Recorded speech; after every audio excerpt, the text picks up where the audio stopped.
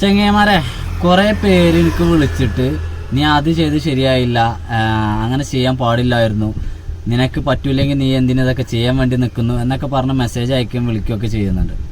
അപ്പോൾ എന്താ സംഭവം ചോദിച്ചാൽ ഞാൻ ചെറിയൊരു വീഡിയോ ക്ലിപ്പ് കൂടെ വെക്കാം, അതൊന്ന് കാണി നിങ്ങൾ കേട്ടോ ചെങ്ങന്മാരെ. അപ്പം ഞാൻ കുളി കാര്യങ്ങളൊക്കെ കഴിഞ്ഞു. അപ്പോഴേക്കും എന്താ വെച്ചാൽ നേരെ ഒരുപാടായി. കുളി കാര്യമല്ല കേട്ടോ, ക്ഷേത്ര ദർശന കാര്യങ്ങളൊക്കെ കഴിഞ്ഞപ്പോഴേക്ക്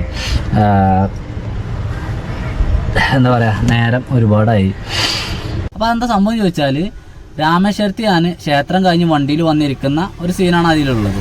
ക്ഷേത്രവും പാർക്കിങ്ങും തമ്മിൽ ഏതാണ്ട് 1/2 കിലോമീറ്ററിൻ്റെ മാറ്റമുണ്ട്. അപ്പോൾ ഈ ഒരു മാറ്റത്തിൽ ഞാൻ നടന്നിട്ടാണ് അങ്ങോട്ടും ഇങ്ങോട്ടും പോകുന്നത്. ഞാൻ ഇങ്ങോട്ടേക്ക് വന്ന് ക്ഷേത്ര ദർശനം കഴിഞ്ഞ് ഇങ്ങോട്ടേക്ക് വന്ന് വണ്ടിയിൽ ഇരുന്നു കൊണ്ട് വീഡിയോയെ കുറിച്ച് സംസാരിച്ചപ്പോൾ ക്ഷേത്രത്തെക്കുറിച്ചൊക്കെ സംസാരിക്കുന്ന ഗ്യാപ്പിൽ ഞാൻ എൻ്റെ കയ്യിൽ വെള്ളമുണ്ടുണ്ട്. ആ ഒരു വെള്ളമുണ്ട് നനഞ്ഞ മുണ്ടാണ്, ഞാൻ ക്ഷേത്രത്തിൽ കുളിക്കാൻ വേണ്ടിയിട്ട് ഉപയോഗിച്ച മുണ്ടാണ്. അപ്പോൾ അതുകൊണ്ട് തന്നെ നടന്നു വന്ന ക്ഷീണം കൊണ്ട് ഞാൻ ആ ഒരു മുണ്ടിൻ്റെ കയ്യിലുണ്ടായതുകൊണ്ട്, കൈ കിട്ടിയത് കൊണ്ട് ഞാൻ അതുകൊണ്ട് അപ്പം എൻ്റെ മുഖം തുടച്ചു. പക്ഷേങ്കിൽ കൂട്ടത്തിൽ ആ ഒരു കുറിയും കൂടി തുടഞ്ഞു പോയി, മാഞ്ഞു പോയല്ലോ.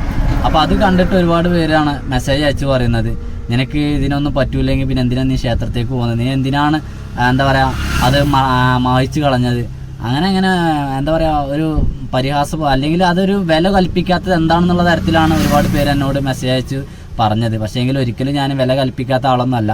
അപ്പോഴത്തെ ആ ഒരു ക്ഷീണത്തിൽ വന്നപ്പോൾ അങ്ങനെ മുഖം തുടച്ചു എന്നതന്നെ ഉള്ളൂ. പക്ഷേങ്കിൽ കുറി നെറ്റിയിലുണ്ട് എന്നുള്ള ആ ഒരു കാര്യം ഞാൻ മറന്നു പോകാനുള്ള എന്താ വെച്ചാൽ ഞാൻ വീഡിയോ ഷൂട്ട് ചെയ്തുകൊണ്ട് നിൽക്കുകയല്ലേ, വീഡിയോയിൽ സംസാരിച്ചുകൊണ്ട് നിൽക്കുകയാണ്. അപ്പോൾ എൻ്റെ ഫുള്ളായിട്ടുള്ള ശ്രദ്ധ സംസാരത്തിലും വീഡിയോ ഷൂട്ടിങ്ങിലും അങ്ങനെയൊക്കെ ആയിപ്പോയി. കുറിൻ്റെ കാര്യത്തിൽ ഞാൻ ശ്രദ്ധിച്ചിട്ടുണ്ടായത്, ഞാൻ അപ്പം തന്നെ മുണ്ടെടുത്ത് ഇങ്ങനെ തുടക്കമുണ്ടായത്. അല്ലാതെ ആരും വിഷമിപ്പിക്കാനോ അല്ലെങ്കിൽ എന്താ പറയുക ഒന്നിനും ഒരു വില കൽപ്പിക്കാത്ത ഒരാളൊന്നുമല്ല ഞാൻ. അത് അങ്ങനെ സംഭവിച്ചു പോയതാണ്. ഇനി എന്തായാലും ശ്രദ്ധിക്കാം. ഓക്കെ.